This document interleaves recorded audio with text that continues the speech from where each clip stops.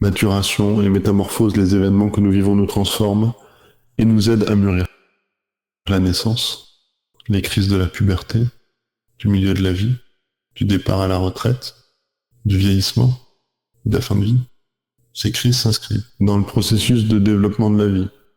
Il existe encore d'autres crises provoquées par le monde extérieur, les catastrophes naturelles, les accidents, la guerre, le chômage, la mort d'un être cher.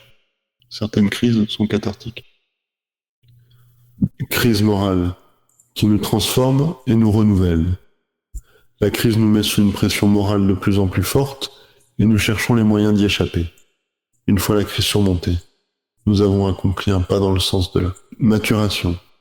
Une crise se produit lorsque l'équilibre de l'âme est dérangé, c'est-à-dire quand les mécanismes stabilisateurs échouent, affirme H. Hefner.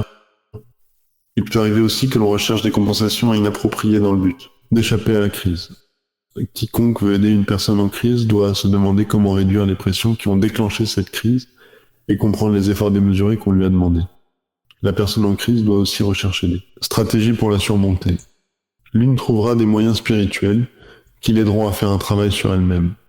L'autre cherchera de l'aide auprès d'un thérapeute. Une autre encore fera appel à ses propres ressources. La crise est, en tout cas, un défi lancé à l'individu.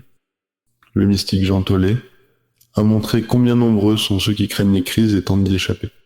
Ils n'affrontent pas l'agitation intérieure qui déclenche la crise, mais la déplacent vers l'extérieur. Ils cherchent, par exemple, à faire changer les autres, ou bien ils changent régulièrement de gourou. Ils peuvent aussi refuser de faire le pas en avant qu'exige cette crise. Ils s'isolent alors sur leur peur, deviennent